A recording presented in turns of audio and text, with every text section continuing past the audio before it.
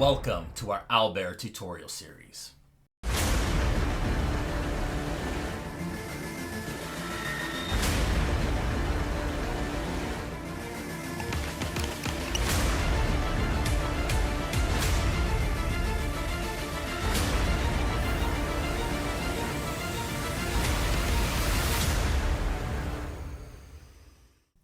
Welcome to part 1 of our How to Paint a Dungeons & Dragons Nolzur's Marvellous Miniature Owlbear by WizKids.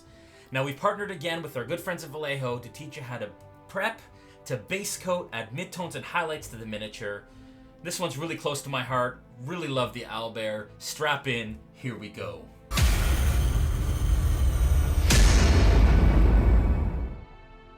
So the first thing we're going to need is the D&D Nolzur's Marvellous Miniatures Unpainted Owlbear by WizKids. A variety of brushes, including some layer brushes and some base coat brushes, the Vallejo dry brush, a hobby knife, water pot, paper towel, and a paint palette.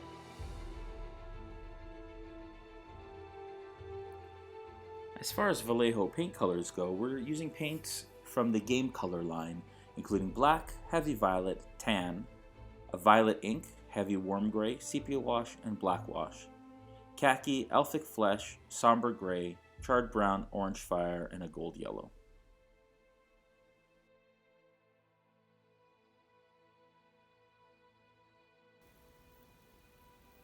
So first thing I'm going to do is I'm just going to prep the mini. And the way that I'm going to do that is just to shave off. You can see that the mold lines that are left from the production process are kind of left on the face here on the bottom. And all through kind of the miniature, there's little areas, like right there on the arm. And kind of on the back here a little bit, you can see it in there.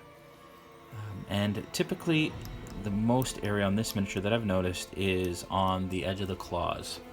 And so I'm just going to go through with the edge of my hobby knife and just kind of scratch them off. You want to be careful though, because you don't want to take off too much of the primer that's already there. WizKids minis, unpainted minis, come pre-primed with a Vallejo gray primer, and so you don't want to take too much of that off, but just want to get rid of those lines there.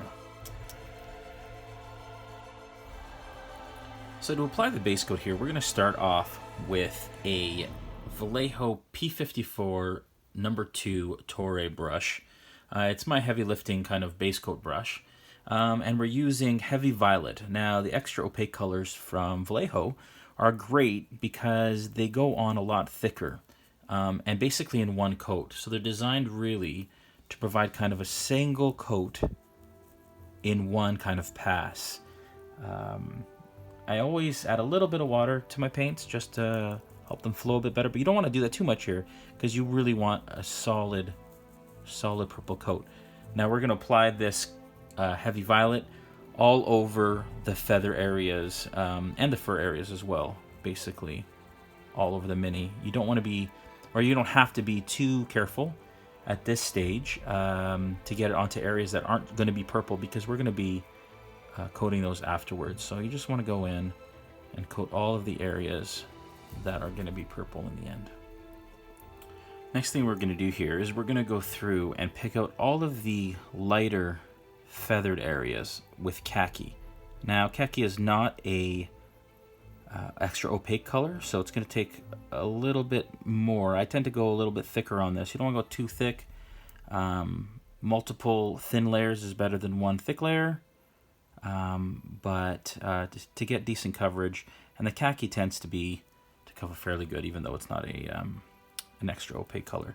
So just going to go there on the face. Cover all that up. You also want to get the feathers along the edge here as well. You want to get under here as well, under the brow, because that is all kind of the lighter color. In and around there. And then we're also going to hit the chest. Now this is my personal touch.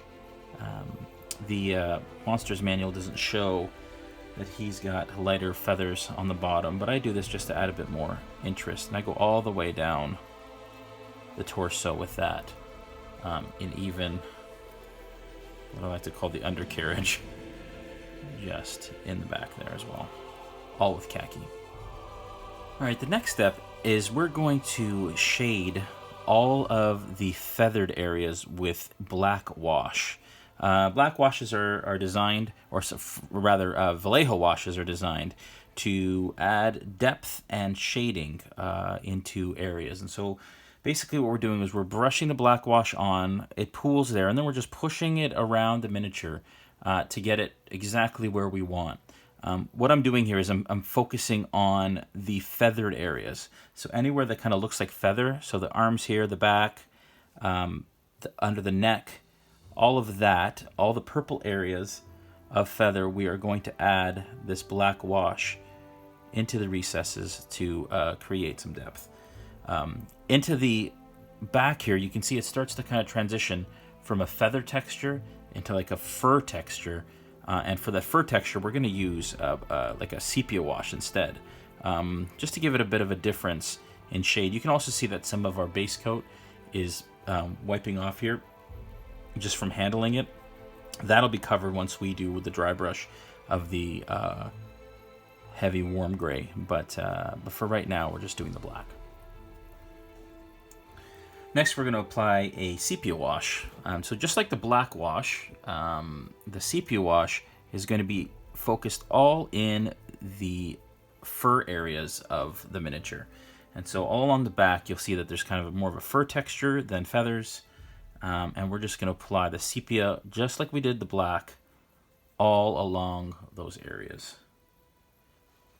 And once we're done adding the sepia wash to all the purple areas, we're also going to add it to all the khaki areas, both on the face and on the torso. Now, once all the washes and shades are dry, what we're going to want to do is a all-over dry brush of the purple areas with heavy warm gray. What we're going to do with that, it has a bit of a purple tinge to it. So we're going to put it on a paper towel, as you do with dry brushing, and then we're going to wipe most of it off. So you load your brush up, and then you're going to wipe most of it off until there's just basically residue left on your brush. And then with that residue, what you're going to do is gently, you're going to brush over. That's too much already. Otherwise, you get a bit of an overbrush. But you can see gently, I'm picking out all of the texture on the purple areas with that dry brush. Now, we want to be subtle with this because you don't want it to lighten everything up too much or clog up the recesses. Basically, we're just going to go through and highlight all of those areas like this. Now again, we're focusing on the purple areas. We don't want to do any of the khaki areas yet. And with dry brushing, you want to make sure you're going against the grain. So against the texture from side to side, for example, just like this. And after we've dry brushed all of the purple areas, what we're going to do is give everything purple a once over brush with violet ink. And inks, unlike washes, are intended to tint or colorize the surface rather than add shading in the recesses. It does do that, but they're more designed for that purpose.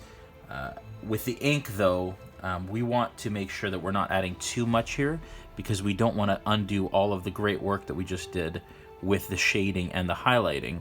So basically, we're just glazing it with a really watered down ink here.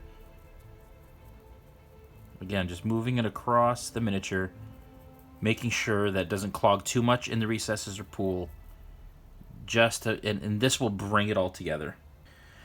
Now, once we're done that violet ink, and it's just going to dry, and the inks and the shades take a little longer to dry, and so I'm just going to move to a different area. And what we're going to do is we're going to dry brush elphic flesh onto all of the khaki areas.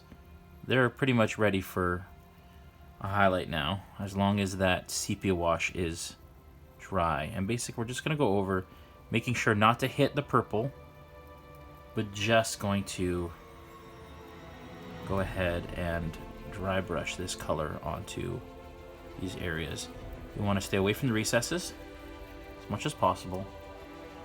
Just provide a little bit of a dry brush here to bring out the color. Just like that. And then also on the chest. Next we're going to take tan and we're going to paint the pads on the bottom of the paws, as well as basically the eyelid, which is a small little ring around the eye that borders the eye there. We want to make sure again not to get it onto the feathers on either side, but just want to pull that out. Got a little bit on the brow there. All right, and again on the paws down here as well, you can just see the edge of the paw on the bottom. We're going to paint some charred brown into the inside of the beak. You want to come right up to the top of the beak there, and then right to the edge along the bottom as well. I'm going to add a little bit of water to it. We're going to take some black. What we're going to do with the black is we're going to get all of the claws. So we're going to base coat all these claws in black, just like this. Kind of goes on like nail polish. Like that. And then we're also going to do the feathers. So there's 2 rows of feathers that are black on the miniature. And in the artwork this shows as well. They kind of have black tips, but I like to do the full feather. Just add some delineation and some contrast. So basically we're going to go ahead and we're going to do black all along the bottom edge feathers, like that, as well as kind of that second row as well. So I'm also going to do these as well. So we're going to skip a row, leave that purple, and then we're going to do black along the second row.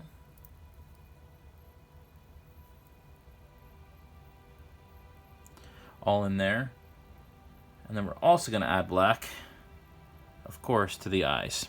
And so for the eyes, we want to do is we want to work our way in, side, like within out. So basically start in the middle and then work your way out. And you're just going to do a solid color of black, those dead owlbear eyes. And we're also going to add some black along the edge of the face as well. Just the tips of these feathers. Alright, and next what we're going to do here is we're going to take some orange fire and we are going to base coat the beak. I want to wet it down just a little bit, water down that color, and basically we're just going to brush it in.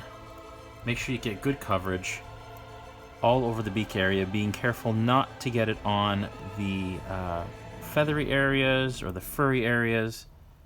Stop right before the fur there. And also you want to get under as well onto the little toothy areas, top and bottom. Now the orange doesn't come on all that thick, so we're definitely going to want to do probably 2 coats on this.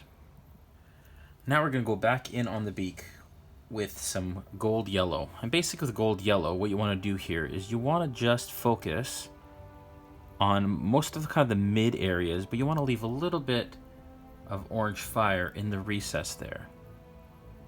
We're working up the highlights now, but we want to make sure we still leave some of that rich orange fire in there as well. And I kind of leave it on the edge. Make sure you got lots on the bridge, or decent coverage on the bridge, rather. And then also, we want to get it on the bottom. Pick out all the teeth, like so. Top and bottom. Then finally, on the very tips of the beak, we're going to get some watered down elphic flesh. I'm just going to pick out the tip here. And again, we want this watered down so that it blends, but we just want to get the tip of each of the teeth and kind of the ridge of the beak coming down. Not too much.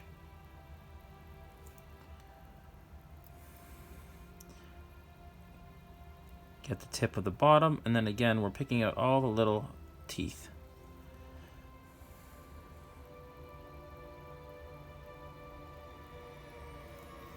like so. Now to finish off the paws, we're just going to take some black wash and move it around so that it rests in the recesses and on the bottom here as well, just like that. Then to finish off the black feathers, what we're going to do is we're going to use the dry brush technique again, and we're just going to dry brush somber gray over those black feather areas, and that'll just again catch the top texture of those black feathers and just kind of make them stick out a bit more as a final highlight. We're also going to do it on the edge, on the face, like so.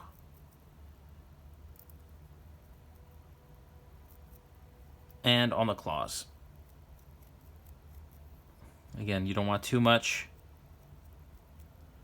paint on your brush because you want it to just be subtle. And you're basically depositing dry residue from that color onto those areas. Then to close off this stage, we're just going to take charred brown and we're going to paint the base in order to prep it for basing, which we'll cover in the next part of this series. Just want to be careful as well not to paint over the claws and the bottoms of the feet. Thanks again for watching part 1 of our Owlbear tutorial series. In part 2, we're going to teach you some really cool special effects, including adding slobber to that toothy beak of his, and how to finish that base using Vallejo environment effects. If you like this video, make sure that you subscribe, like, comment, and share with your friends, as well as click that little bell icon to be notified when we post new videos. Stay tuned.